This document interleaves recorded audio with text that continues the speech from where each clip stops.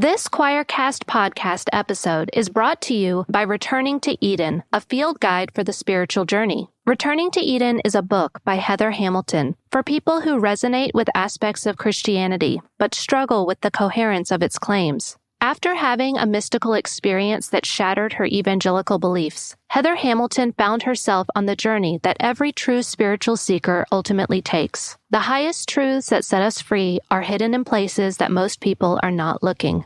Returning to Eden re-examines the Bible stories of childhood and opens them up as symbolic maps into the inner world. Stories like Jonah and the whale, the parting of the Red Sea, Noah's Ark, and the virgin birth are illuminated with penetrating depth and intellectual integrity. Faith is no longer a white-knuckled grip on implausible beliefs, but a relaxation into a deep inner knowing. You can purchase Returning to Eden by Heather Hamilton at Amazon.com or at returningtoeden.com. Western Christianity has spent the last 2,000 years telling everyone they're separated from God. This is Not Church with John and Nat Turney. Hey, this is the podcast, everybody. Welcome back to This Is Not Church, the podcast with the most... No, I've tried this once before, and the only possible rhyme is inappropriate. So, This Is Not Church is what we've called this, because if it was church, you would have left by now. We're glad that you stuck around. John and I are here. I'm Nat, my brother John. Say hi, John. Hi, John. Today with us, we have Bethany Cseh.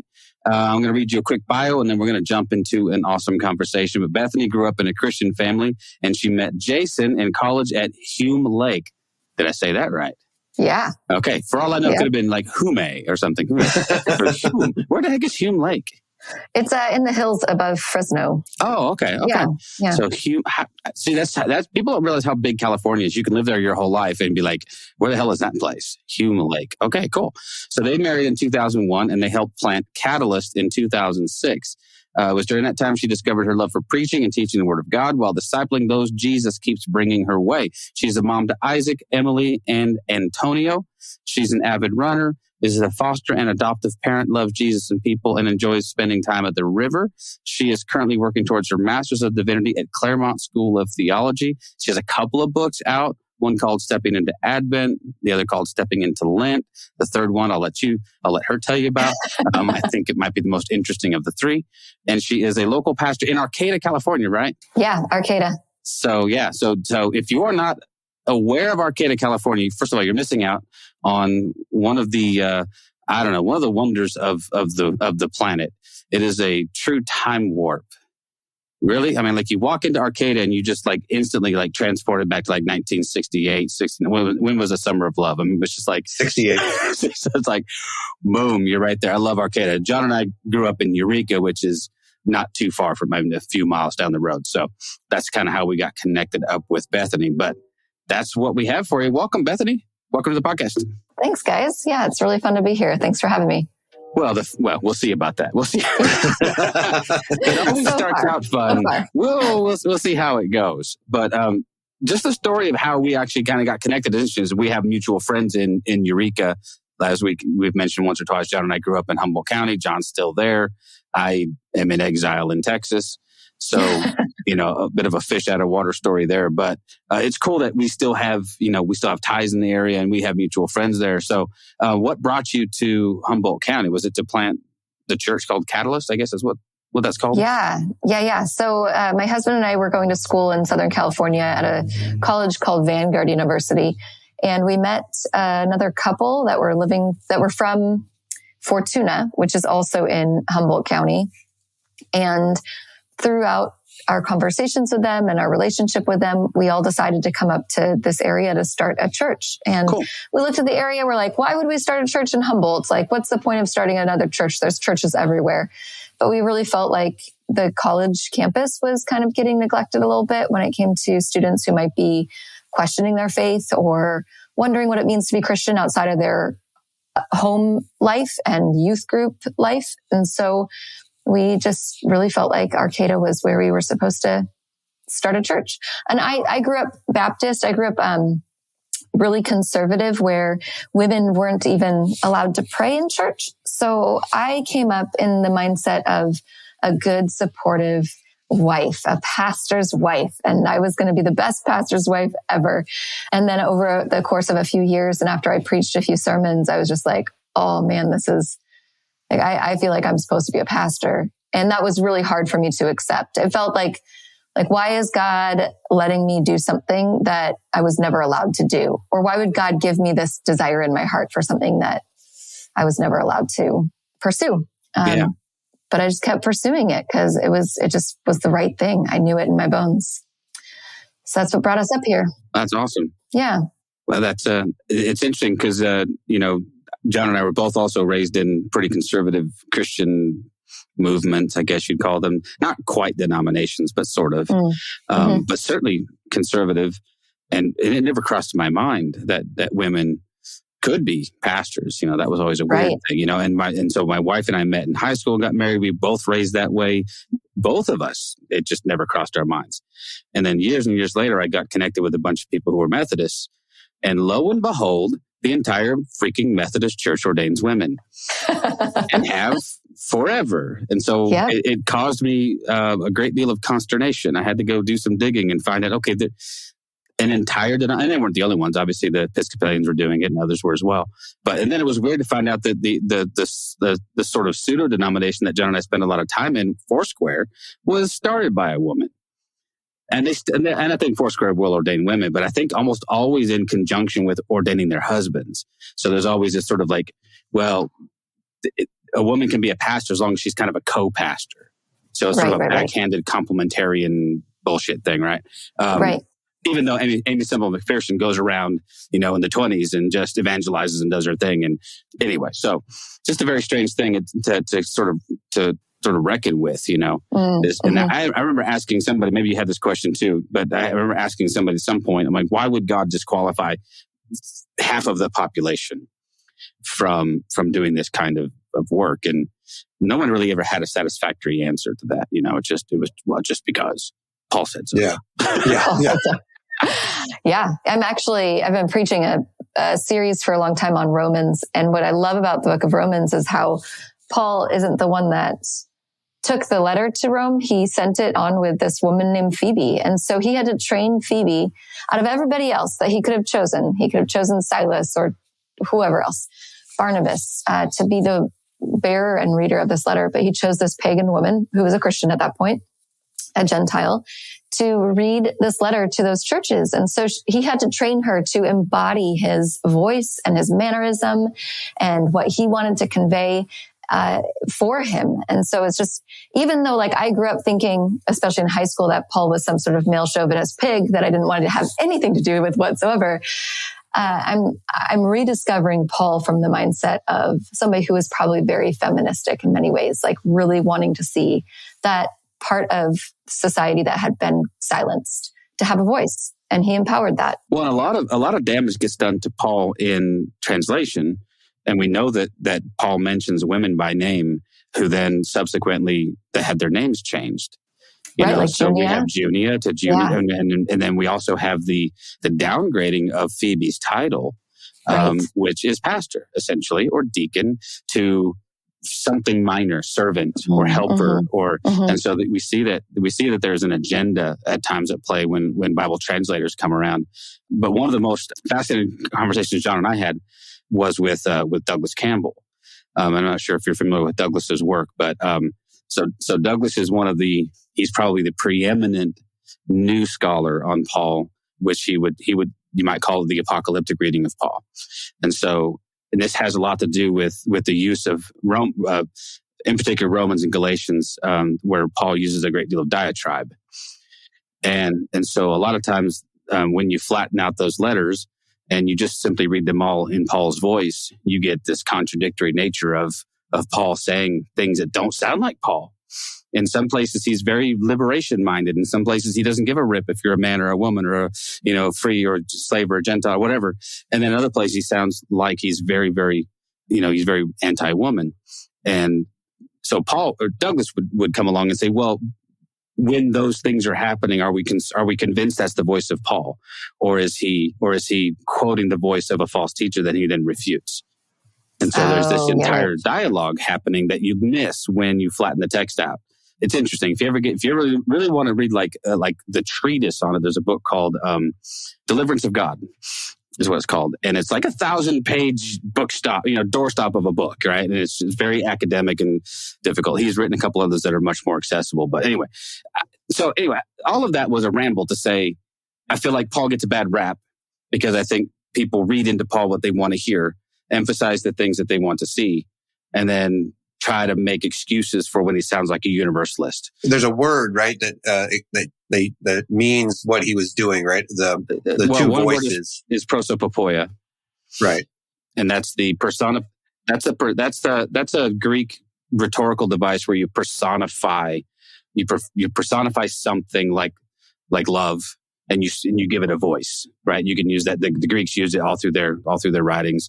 Douglas would contend that Paul uses that to personify the voice of an abstract, like an amalgam of a false, not necessarily a specific false teacher, but embodying the false teachings that are going around in Rome and Jerusalem at the time, and sort of giving them all a voice of this one false teacher. And so it brought it to mind because when you talk about Phoebe being sent as one of the people who read the letters, Douglas would contend also that it wasn't just that she read the letter, she's acting the letter out, that she's going to actually be giving voice to the false teacher. And so to the people in the hearing audience in the first century, most of this would just be, well, duh.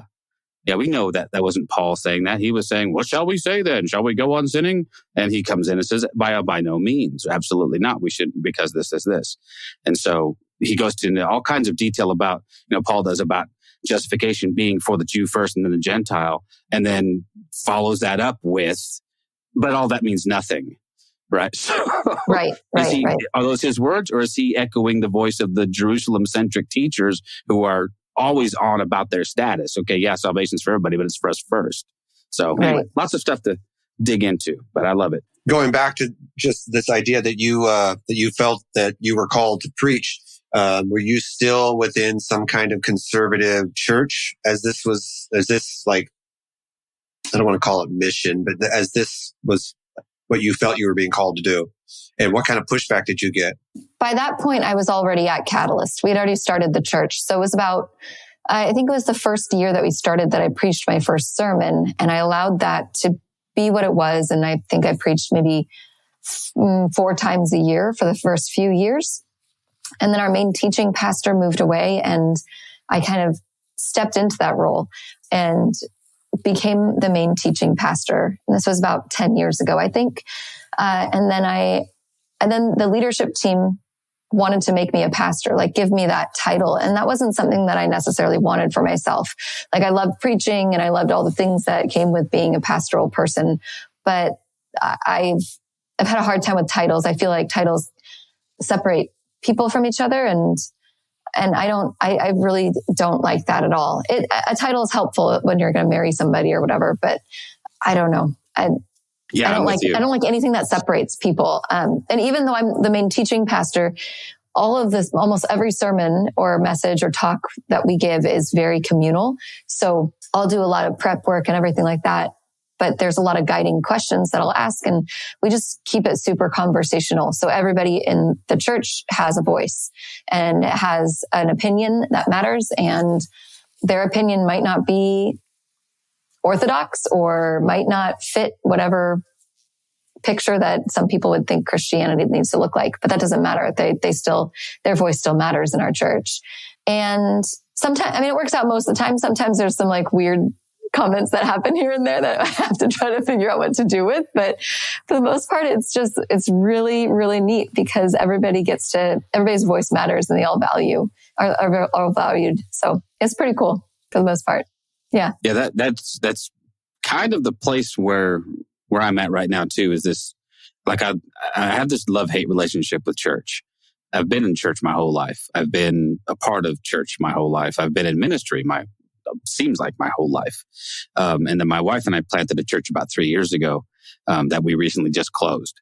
And part of that rationale for us was we were just like, I'm just not sure where I am anymore when it comes to this institution, and if it can be done well, and if it can be done, again, those are questions, not statements. I'm not saying it can't be done well. I'm just saying, from my perspective, it's gotten problematic. I don't know, having gone through deconstruction, that seems to be something that is fairly common that people are going through. So can we walk through some of that? Did you go through any of that deconstructive process? If so, what kinds of things were you looking to deconstruct, or did those things just kind of fall in your lap? Yeah.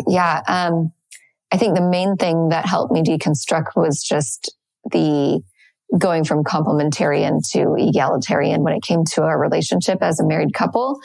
When we first moved here, I was still very complementarian in my mindset.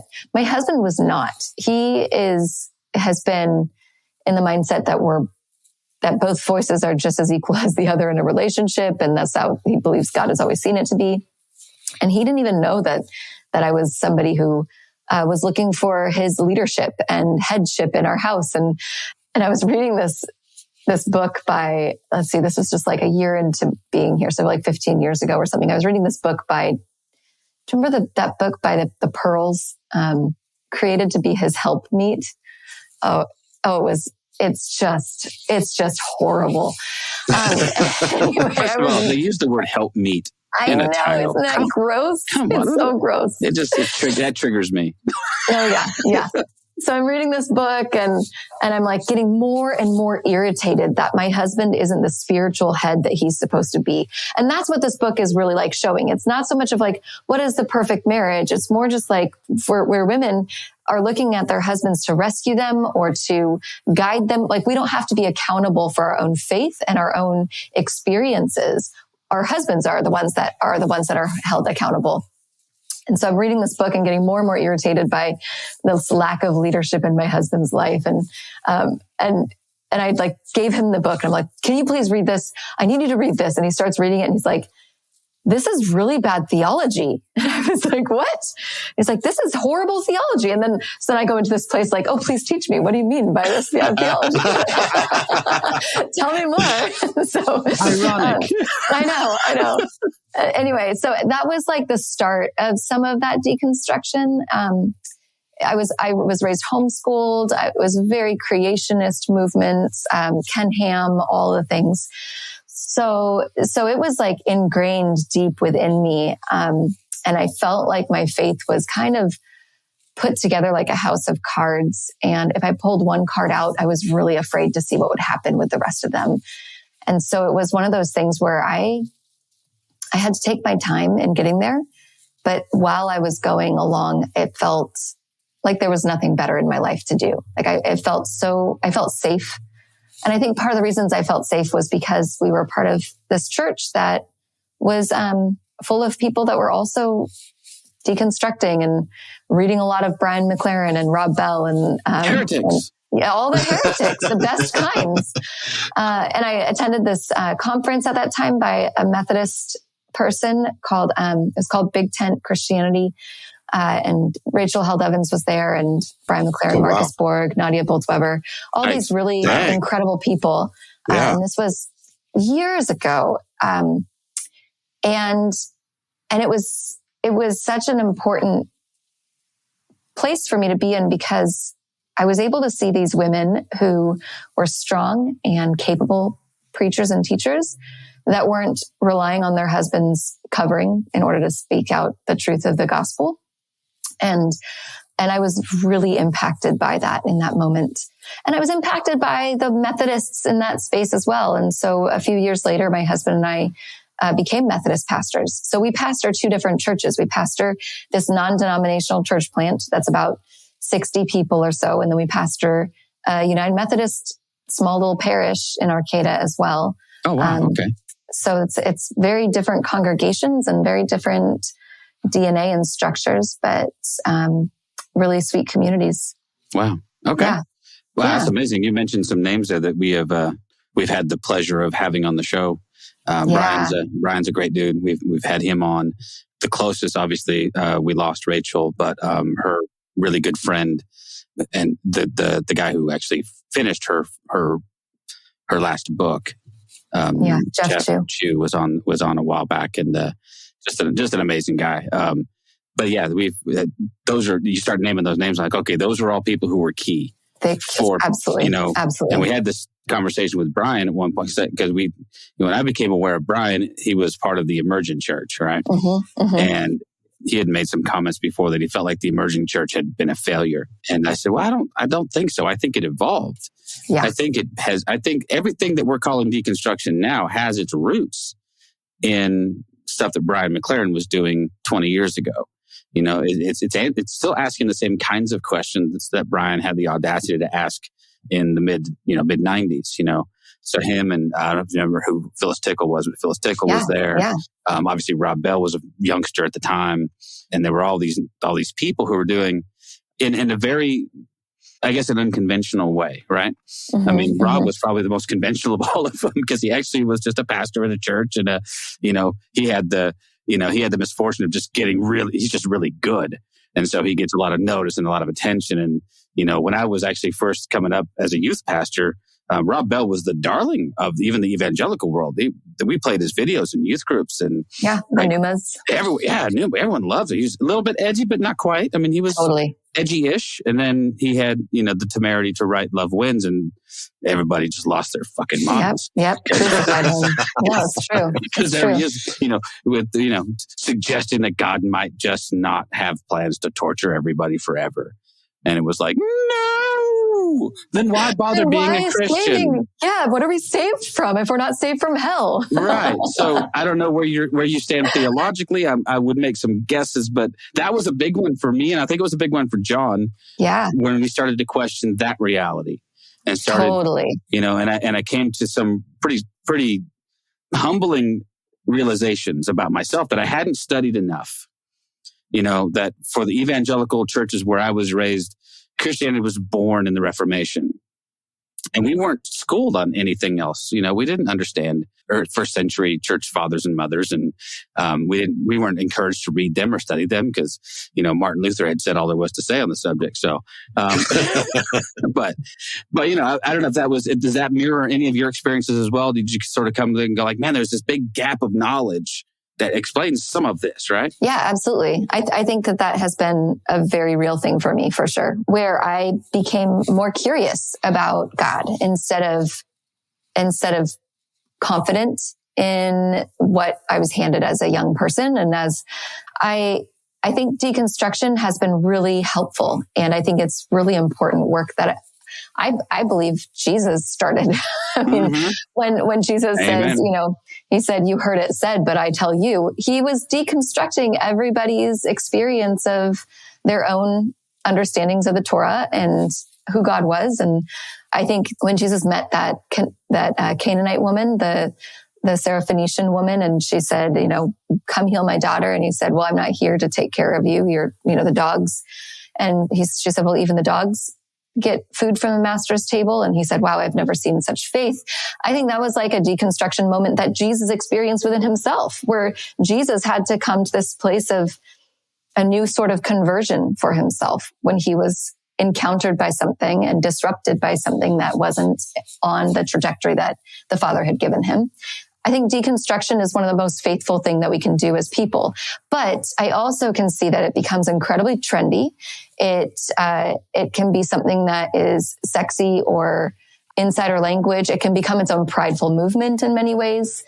And I think that we're supposed to deconstruct, but I think for myself, what I've seen and what I've experienced is that it needs to happen in the context of community, where there's people that will, call us out on our shit when we start to say things that are really inappropriate, or when we start to believe that we're better than anybody else, or when we start to think that the way that we see the world and the way that we see God is better or more right or more true than our conservative brothers and sisters. I think as people, we see the world in a very binary way. We've got right and wrong. We've got left and right. We've got good and bad. And what deconstruction does is it removes those binaries and recognizes that God is so beyond these fences that we've put up to protect ourselves from too much truth. Yeah. I mean, I would say that one of the moments for me when I realized that my deconstruction was maybe not as healthy as it should be was when I would look back at people And I'm like, well, look how stupid they are. Look how dumb they are. Why don't they just get it, John? And what I had to remind myself is, I mean, in some instances, maybe, less than 3 months ago, that's where I was, or a year ago, or 2 years ago, or 10 years ago. It's like, yeah, I wasn't given grace by some of the people that I left, but that doesn't give me the right to also not give grace to the people who are coming out of whatever theology that they're trying to work through. And so there's that moment where you're like, yeah, I'm an asshole too. It's called the Great Asshole Awakening. Yeah, I was like, but I'm in air quotes, I'm a woke asshole. So I have the right to say what I want to say. No bigger asshole than a woke asshole. Okay, yeah, they're the worst kind. They're the worst kind. But don't you think, John, and Bethany's? I mean, don't you? That's the danger of any quote unquote movement, isn't it? I experienced this when I was like, I dove headfirst into the grace thing, and it was so liberating for me. Yeah, I needed it. You know what I mean? I don't look back on those days and go, "What the hell was?" No, I needed that. It was the necessary break with legalism that had to happen. Yeah. Reading a lot of Tillich will get you there for sure. Yeah. Oh man, for sure. But then there was a lot of self-righteousness and pride and not a lot of grace inside that grace movement for anybody who didn't see things that way. And so, and for those, it came from both sides. It was those who challenged us as, heretics for the hyper grace stuff, which they labeled us. And then it was a lack of grace on those people who had gone to a certain place and then stopped. And I remember I've been booted out of every grace group I've ever been in now because, they go so far. Their grace goes to here. And then I was getting upset because, but you're still not challenging some of these fundamental concepts. You have this really, really gracious view of God, but you still subscribe to penal substitution. You still think that God's sending his enemies to hell, even though Jesus said to love them. You still think that the rapture is coming and that you should be squeezing a 10% tithe from all your people. Joseph Prince, I'm looking at you. So there was like all of this grace talk, and it was really, really, it was good and it was encouraging. And then I started to dig a little deeper. And so, but anyway, I just found myself very easily entrapped by the lack of grace myself and say, well, how come you're still there? Rather than understand that everyone is on their own journey. Everyone's taking their own path. And I have really good friends who are inside of deeply, deeply fundamentalist movements. And that's okay. I pray for them, thoughts and prayers for them. They're praying for you too, man. They're praying for you too. Oh, they let me know all the time. I haven't given up on you, man. We're going to bring you back. No, you're not. There's no going back, man. But I mean, we've said this before, right? Anytime something becomes a movement, and it's that they feel the need to camp there, right? So this is where they're going to be. This is the hill the universal they, that this group is willing to die for or die on. This is the hill they're going to die on. And so I think Nat and I have said this too. It's like, as soon as we see the first church of deconstruction, we're like, okay, we're out. We're looking for the next thing, man. Yeah, I'm out. Right. Come on down to the first church of deconstruction. Well, I think we tend to paint things like that with a broad brush. Yeah, for sure. It's any group we do that with, and I don't know. I think that there's more to what God is calling us into, I think, as people than broadly painting people. I think that when we take away those huge pictures of like the Church of Deconstruction or the Church of Fundamentalism or whatever it is that we see, and we like kind of sift through the wreckage because there's so much wreckage there, and then we see flesh and blood people who have real experiences in their real lives, and it affects them in real ways. And I think what I see through scripture is Jesus was always one who wanted to connect with the humanity in somebody, not so much of like the broadness of people, but like those human parts of them.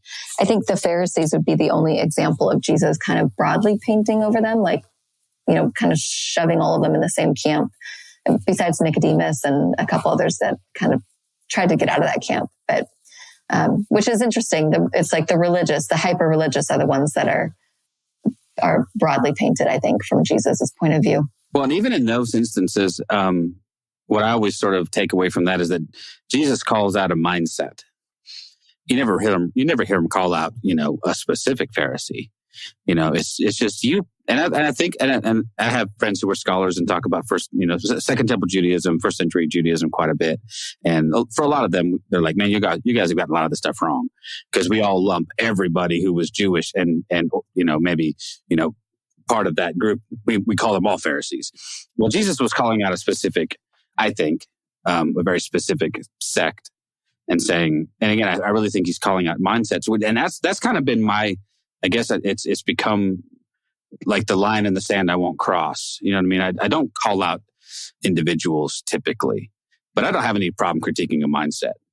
If this thing you're promoting happens to be harmful to human beings, I got a problem with it.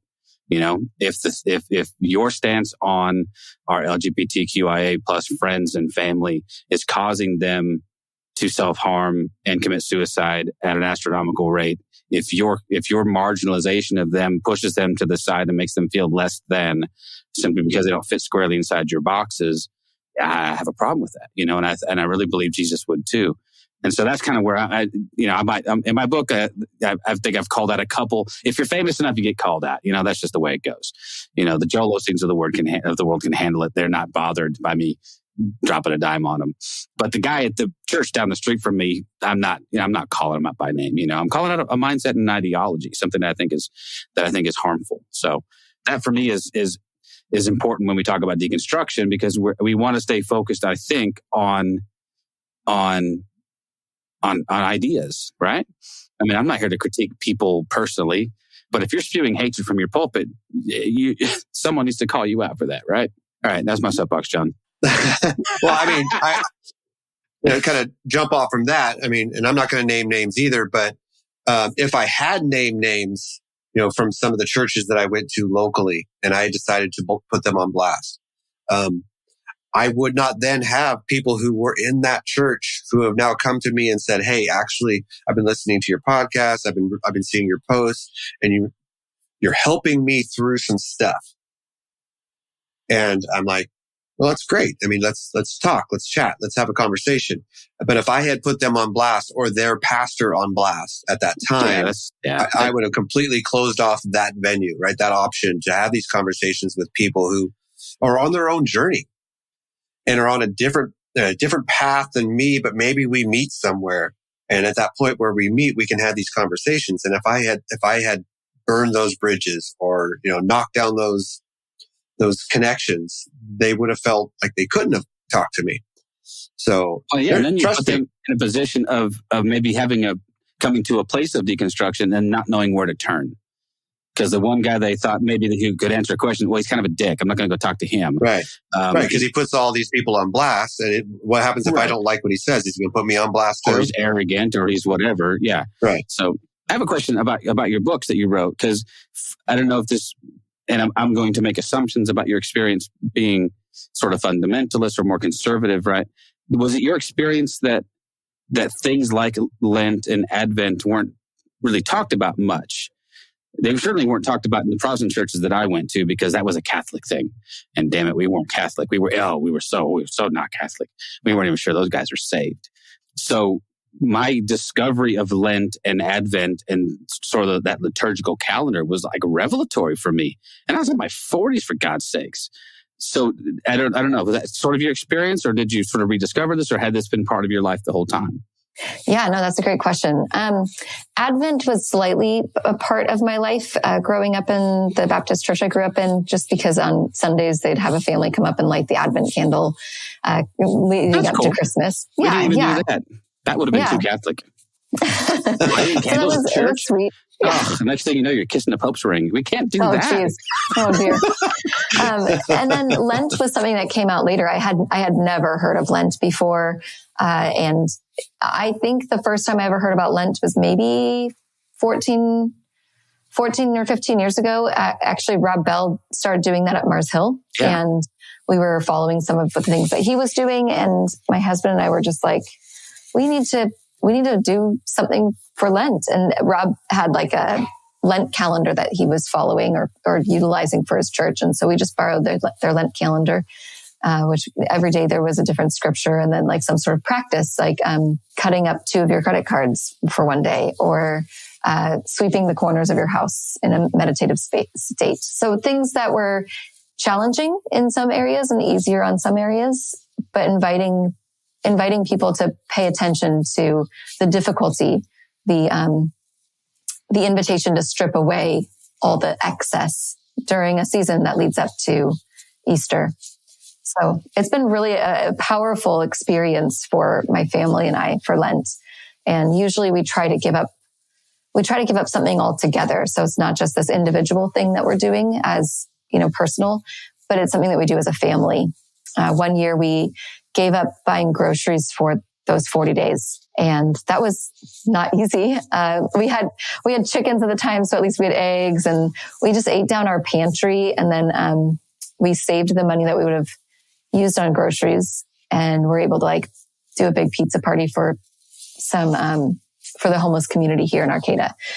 And so that was something that was challenging for us as a family just throughout the 40 days, but then challenging for us moving forward to build our pantry back up with the money that we didn't save because we used it elsewhere.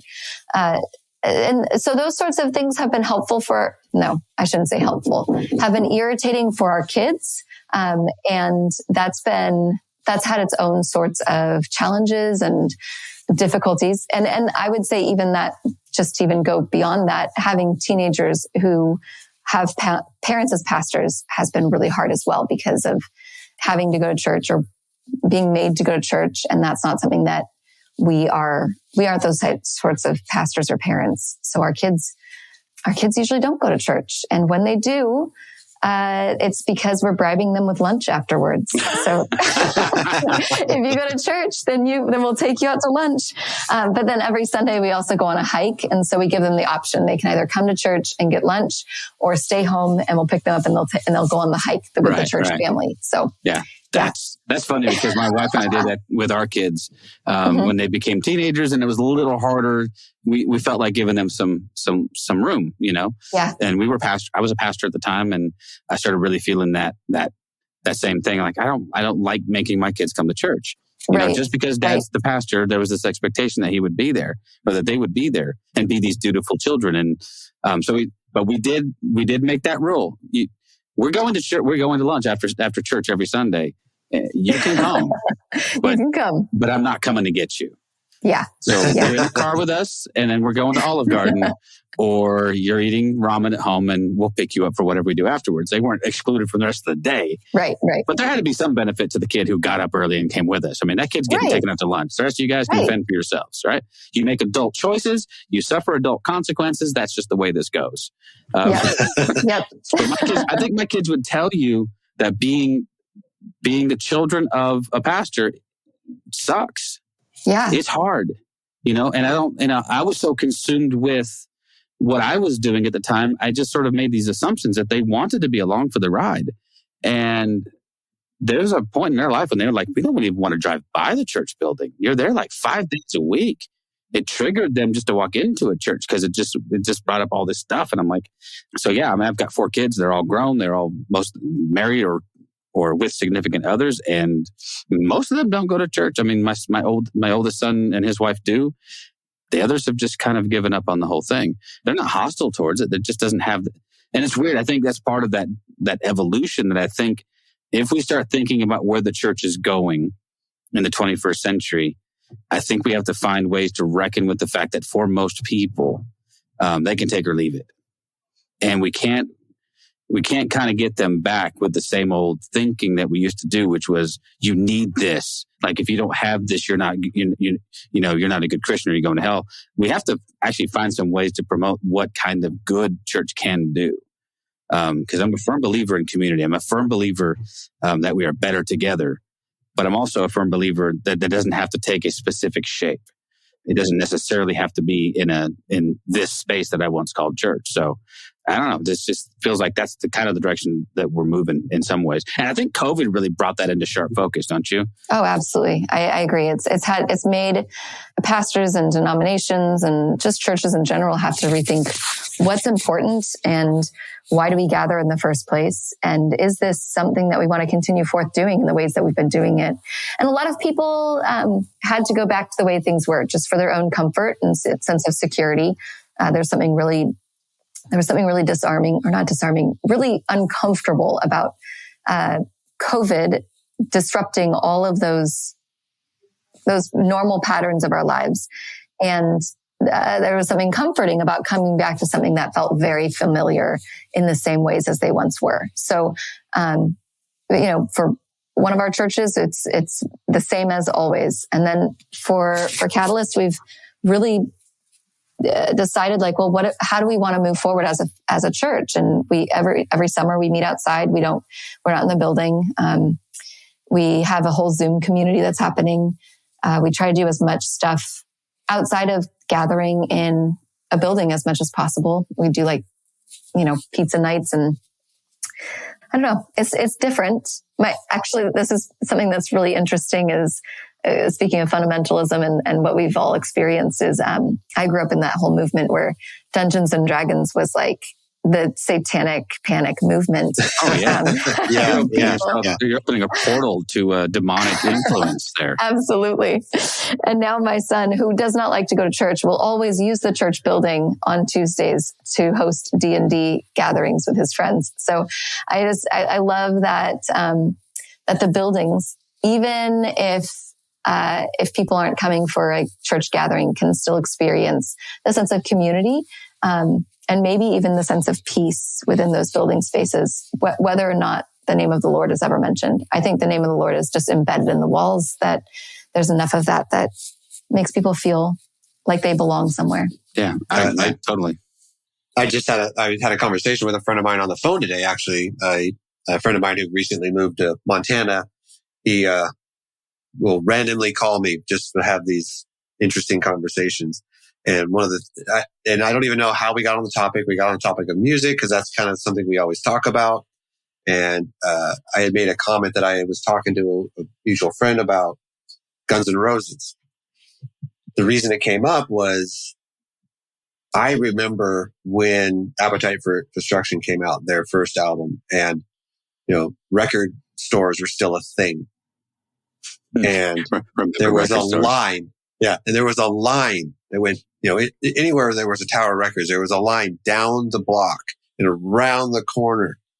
And what he mentioned to me, and I didn't even think of this because I was just thinking about how crazy it was that people had to wait in line for a record, which we don't have to do anymore. We can just download it instantly. But his comment was, and we've lost that community. We've lost that moment where we stand in line with other people who are kind of like us and kind of not.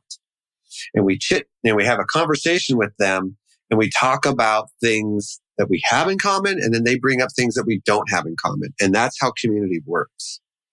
And so I think if church is going to work in the future, and I'm not sure it can. I mean, I'm unchurched, and I think anyone who knows me knows that about me. But it has to be a place where people feel safe, first and foremost. They don't feel like they're being quote unquote preached at. So the preacher or somebody can make another check mark as another soul saved. Yep. And then they can move on to the next heaven. one, right?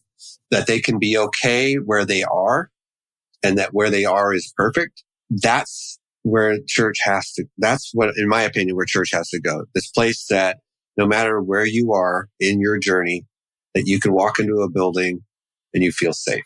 And if you can't feel safe, get the hell out. Yeah, as fast as possible. Yeah.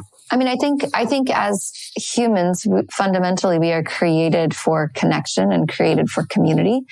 Yeah. And within our humanity, it's very natural for us to find people that think like us and vote like us and believe like us. And it's the most comfortable way of being. I think the church in its best state is a place where people who are not from those same understandings or walk of life gather together in a state of, we have all these differences and all these opinions and all these beliefs that are not the same as each other. And yet we're willing to create them as secondary to the primary objective of relationship with each other and relationship with God.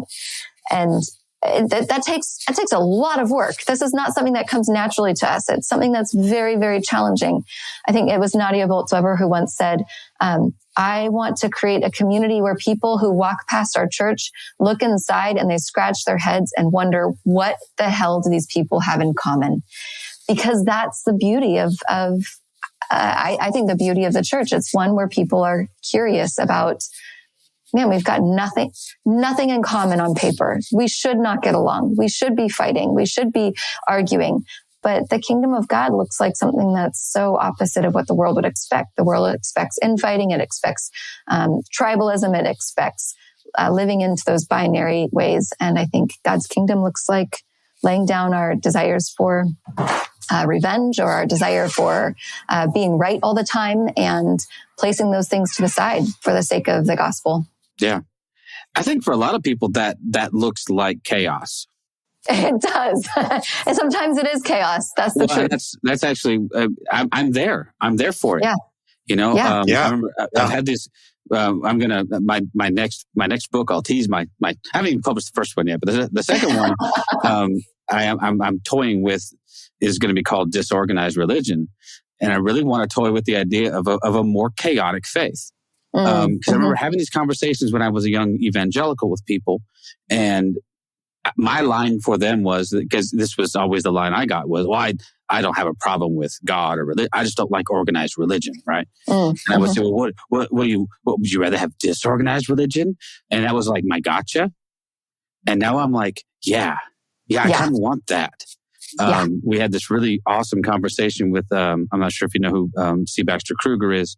So we're friendly with him, and we had this really good conversation that sadly we never got recorded because it all happened. And we were just like getting to know each other, right? We're like, oh shit, push record. But he had painted this picture. We started talking about Celtic Christianity and how in the very, very early parts of Christianity, as it's moving eastward, it's moving westward, I should say, but it's moving into places like, and having influence with the Celtic people, they adopted it and pulled it into their culture way before Rome got involved and screwed it up. And they had these very loosely connected, non-hierarchical church gatherings. And he's describing these ruins that they've discovered in certain parts of and I won't try and tell you the country because I think Wales is somewhere where he was talking, but where they had found these caverns, and what they have now figured out were church gatherings where they would meet in the round, and they would have these roundish sort of chambers where people would meet. It's like, so as far as they were concerned, nobody was a head. Nobody was there wasn't somebody in charge. There was this community of people who gathered around one common thing, and that common thing was Christ. And then we do what we do as human beings, and we impose structure. And along with structure comes hierarchy. Along with hierarchy comes, imbalances of power and people who are at the top and at the bottom. And next thing you know, you have this thing that like so closely resembles what Jesus came to rail against that I'm shocked we haven't gotten, punched in the face with the irony of it all. I mean, really, this is what we envisioned, that God, somehow God would, that Jesus had come, and then the response to that was to build massive cathedrals and, and then have these really, really highly stratified systems. So, man, maybe the way forward is leaning more into the chaos and more into the disorganization of it all. I agree. I think that's like the beauty. And when you see how Jesus lived his life, it was fairly chaotic. He just went here and there, and he was available to people in need when they had a need. And he had a very clear objective, of course, but when it came to the day in and day out structure of all that, it was very much based on relationship. And I think, but I think that some people need structure. They just do. And they need someone to tell them what's right and wrong. And they need someone to give them exactly what they need to believe. And it's really freaking scary to just allow things to be chaotic or to allow things not to be fully named. And we've had plenty of people leave our church because we don't provide enough structure. Like if you go on our website and you look at our statement of faith, which we don't really have, we break it up into opinions, beliefs, and convictions. And this is just the way that we kind of structure our church, where the people at our church, they all have millions of different opinions, and everybody's entitled to their own opinion. And we're not going to like fight about them. And, if you want to let your kid see rated R movies when they're 13 years old, and other people are like, we would never let even our adult children watch rated R movies. Whatever. We're not going to fight about this. No big deal. That's an opinion. And then beliefs are harder, because there are so many beliefs out there that are really important to people. And if they aren't affirmed in their beliefs, then they feel like you're not living out the gospel very well, or that you don't believe the right things, or you might be heretical. So, creation versus evolution, all of those sorts of things that people have really clear foundations on. Even like women in ministry, I believe that those are beliefs. Those are lots of people have different ideas of all that. And we're not gonna like die on that hill on any of those things.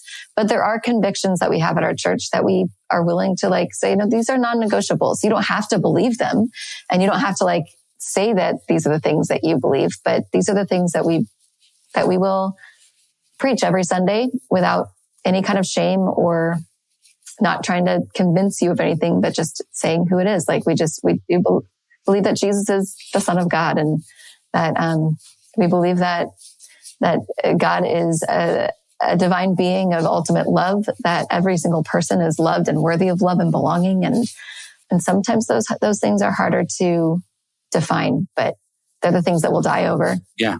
No, it's interesting, because you'll get people with very, very detailed statements of faith.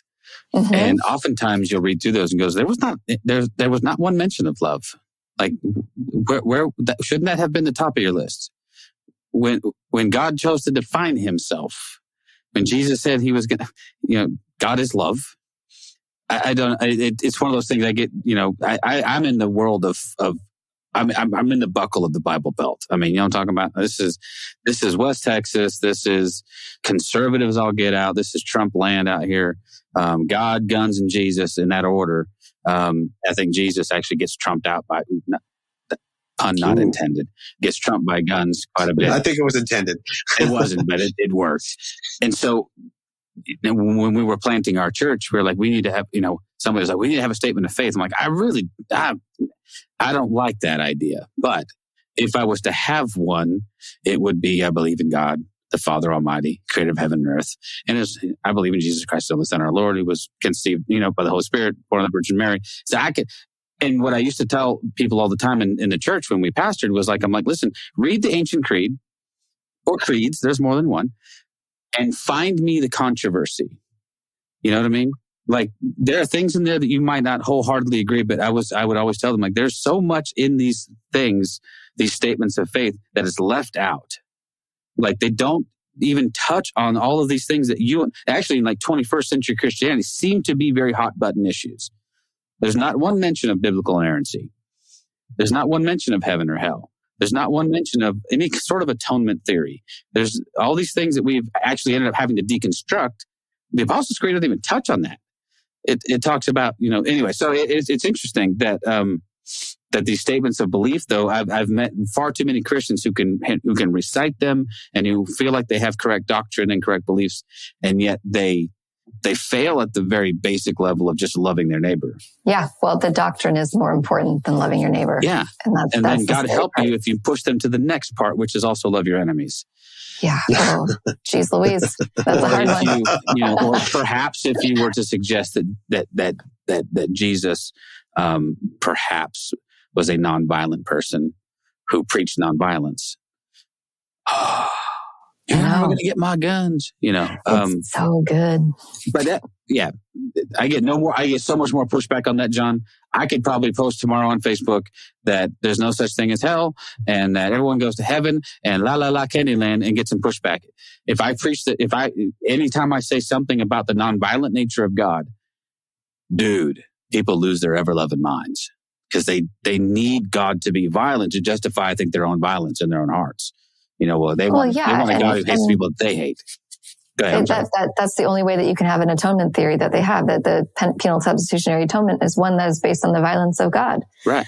And if you don't believe in the violence of God, then everything falls apart for a lot of people. And if you don't believe in the violence of God, if you don't believe in, how else do you explain biblical inerrancy then? Because then every violent act that happens in the Old Testament that's ascribed to God must have actually been ascribed to God. So then God must be violent on some level, right? So all of these, that was my experience, was as you begin to peel back layers, some of those things are like you said, a house of cards. Or like a Jenga, like, okay, I'm pulling at this one and I'm pulling at this one. At some point, the whole damn thing's going to have to crumble and be rebuilt. And hallelujah when God. It does. All that, oh my gosh. Then the Bible say that everything that can shake will shake. Yes. So let it all shake. That was, I believe everyone's experience going to deconstruction is very unique, right? There are those of us who are, Brad Jersak called me an arsonist. Okay. First of all, I love Brad and he's right. And I told him, I'm like, yeah, absolutely. What I did was spiritual arson. I burned it all to the ground and I did it deliberately. And I did not care, to be honest with you. I was so fed up. The cognitive dissonance was so great that I was willing to risk nihilism, if that's what it took, to get to the bottom of it and burn it all down. I have known people who've been way more deliberate and way more meticulous in their approach. And that's great. And that worked for them. But for some of us, there's just this need to tear it all down, to be a little bit more like a vandal. It's like, I want to spray paint the walls. And again, what mystifies me are those people who get upset with that, as though the gospel and as though the kingdom of God is not strong enough to endure my kind of arson. If I can burn it down, it wasn't that good in the first place. It's like we have to protect God from us. Yeah. And I don't think that God ever needs protecting. I will say, though, sometimes when we are deconstructing or burning it all down or whatever, there is a possibility of creating collateral damage to those that are not ready for that around us. And so when it comes to like loving people, loving our neighbors, and even loving our enemies, those who are like really critical of our deconstruction, how do we love them in a way that doesn't cause them more harm, but can bring them a sense of knowledge or curiosity of it as well? Because some people see this happen in us, and instead of curiosity or wondering or anything, it's just like, oh, I don't want anything to do with that. That looks too scary or painful. So how do we do it in a most loving way while also recognizing that we can't always do it in a way that's always loving, because we're just freaking done. Right. Done. Sometimes done is done. I think what John did was very loving, because John's going through this deconstructive process saying, I know I'm not the right guy for this place. And if I was to take this on, it would be disingenuous. So I have to step away, because I love the guy that I'm serving. We disagree, but it doesn't stop me loving him. And for me just to hang on for whatever, a position or a title or whatever, would just be insincere, right? And I did the same thing. I mean, out of a love for the people that I was serving, I'm like, I can't be here anymore because I cannot parrot the party line. And rather than sit up here and just create strife and controversy and, and don't get me wrong, I would love that. All things being equal, I don't mind being the guy that drives the spoke in the wheel. Except that the reality is there are human beings attached to all of that stuff who I don't necessarily need to see thrown over the handlebars as I'm just wreaking havoc. So I stepped away from that church that I was on staff at, in large part because I needed to be true to myself, and I needed to be respectful of the people who weren't in the same place I was. Does that make sense?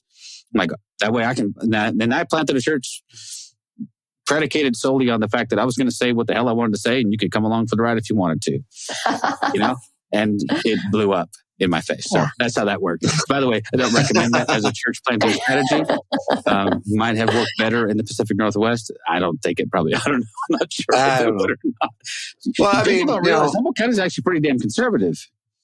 There are parts of us, parts of Humboldt that's pretty conservative. There are way more, especially in the church world that I was in, there's way more conservative churches than there are. And I don't like the labels on it, but in the church world, don't you find, I mean, John was like, well, where else would I go to church? I'm like, I don't have a freaking clue, dude. Totally. I couldn't name a single affirming church that I was aware of. Mainline churches. So Lutheran and Methodist. Episcopal church probably would be affirming. Presbyterian. As long as you get not like the Lutheran, but not the ELCA, right? Not the the ELCA, not the Missouri Synod. Okay, gotcha. Okay, the other way around. Yep. So Nat tells the story that when I kind of came back to the faith, I called him or texted him or something. It's like, well, I need to find a church. If I'm back in the faith, I got to find a church. And Nat's like, no, why? Why do you need that? No, you don't. I was like, well, isn't that the next step? He's like, not necessarily. So, and I found a church that worked for me for a while. Yeah. Well, and to be clear, I wasn't saying, no, don't go to church. I was saying, don't be in a rush. Like, don't hurry just because you feel like there's this compulsion that you have to. Because I knew as well as John does that nothing had really changed. He'd been gone. He'd left the church for 30 plus years. The church had not evolved, 30 plus years in that time. There were still going to be the same issues he had issues with. And he had to be in a place where I feel like he could be like, listen, I can go here and be cool with it because I know who I am and I know what I believe and I don't have to, does that make sense? So, I was more concerned that his nascent faith would be crushed, and he'd already been through this heartbreak once before. I'm and to a point it was. I mean, I did walk away a second time. And I don't know if I will ever step foot in a church again. Would you agree, John, that I think this walk away was different? Like, I think the first one was just a general "fuck you, I'm out." I mean, it was on the end of that missions trip, which I thought we really bungled, and that I keep rehashing this stuff, and that intervention that literally broke me. I mean, you were disillusioned with the whole damn thing. Oh yeah, I was. I mean, we're going back into stories we were rehashing. I was the 6 or 7-year-old kid asking the wrong questions in Sunday school, and the pastor's talking to our parents and saying, "Can John not ask these questions?" And it was just, it was just me going, "Well, wait," like little weird questions, like you realize that Adam and Eve were the first 2 people on the planet, and then they had kids, and their kids married somebody. Well, who do they marry? Because that's weird. And there wasn't a Sunday school teacher prepared for those questions. They're still not prepared. They're like, well, right. They're like, well, God provided in whatever way God provided, right? And so I've always wanted to ask questions. I've always been in that place where I was like, if I don't get it, I want to know why. That's just where I've been. And so up to the point where I left the second time, and I was pretty angry. This second time I left, I angry, depressed, majorly depressed, to the point where, and I don't like calling out anybody specific, but our dad knows that we've had this conversation. My dad's like, you're really angry, and you're really attacking the church in a really kind of a mean way. And I'm like, I know I am.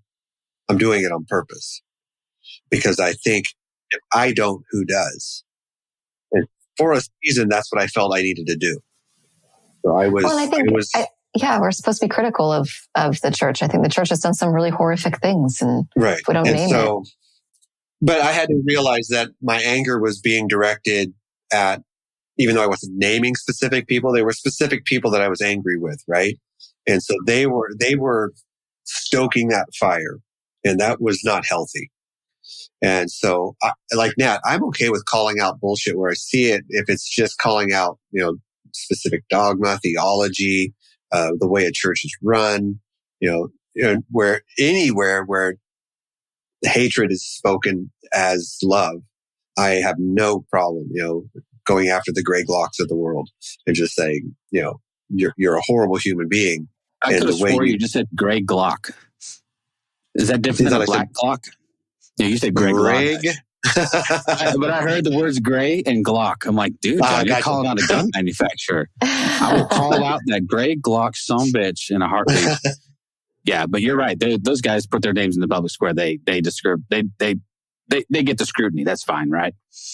The Matt Chandlers of the world can handle it. But I mean, I agree with both of you that chaos sometimes is what is needed. I'm trying to figure out if what we are calling chaos is truly chaos. You know what I mean? Well, this was the example I was going to give. So Nat and I have a cousin who recently passed away a few years ago.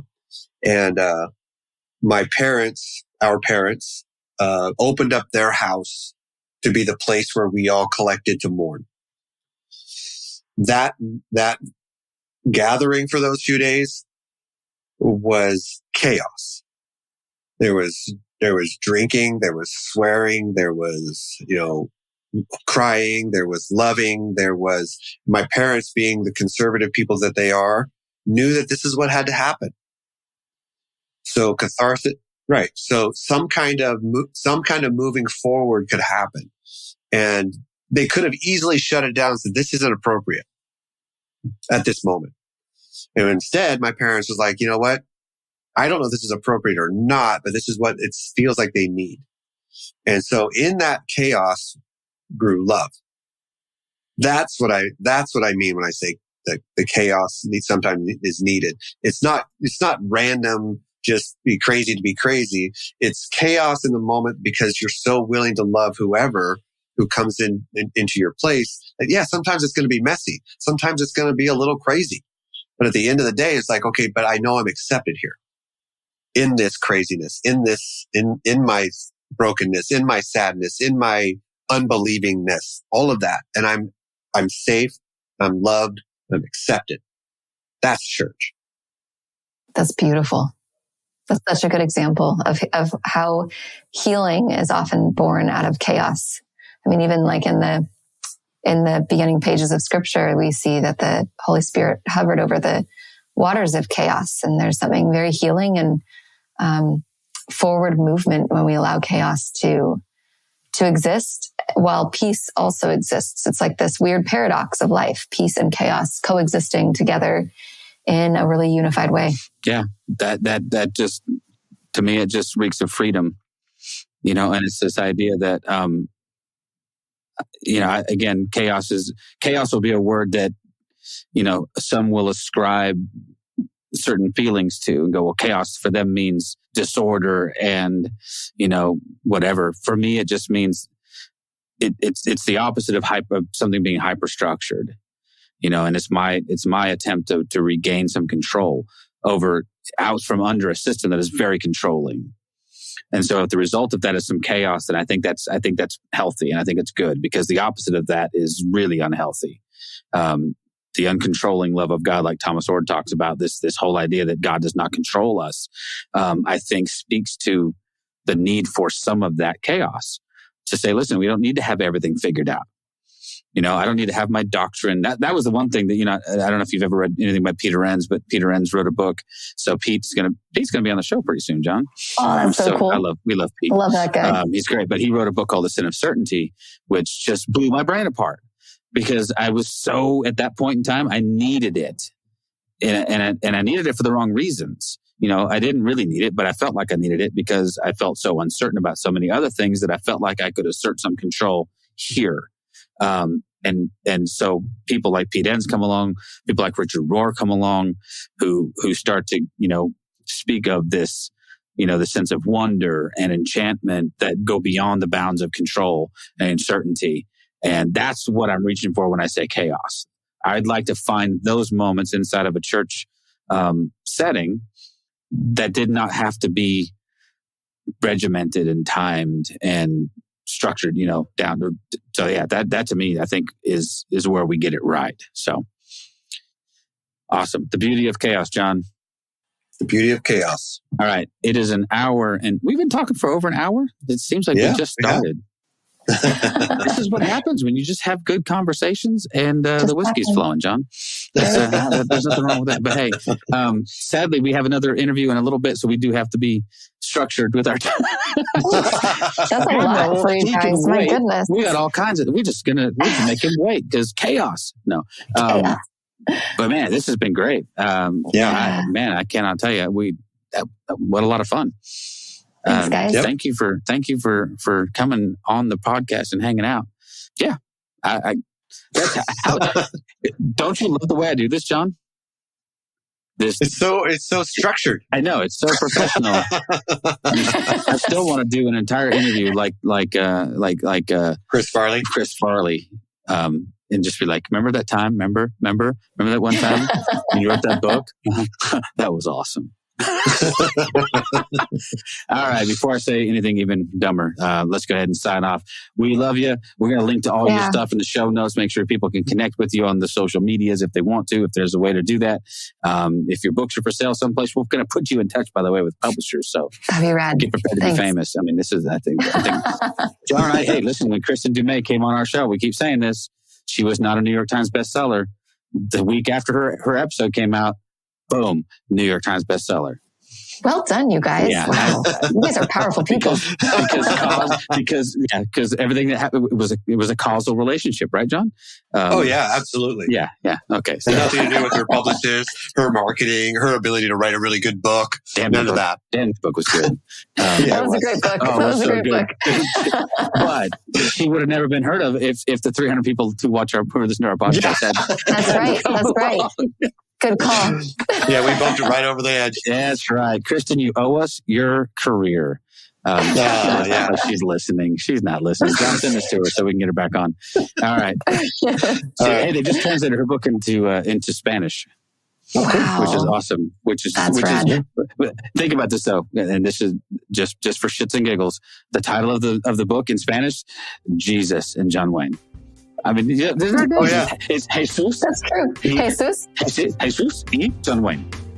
Yeah. The title was fully how whatever a movement co-opted, anyways, corrupted a faith or whatever it was. But anyway, fantastic book. If you haven't bought that, go buy that one. We love Kristen very, very much. Okay, we're going to stop now. Peace out. Thank you for listening to This Is Not Church. Be sure to rate and review the podcast on your platform of choice. If you would like to partner with us, visit patreon.com/thisisnotchurch, where you will receive exclusive content such as early access to episodes, videos of upcoming episodes, and live Q&A sessions. Be sure to check out our Facebook group or follow us on Twitter and Instagram. All the links are in the show notes. We'll be back soon with another episode.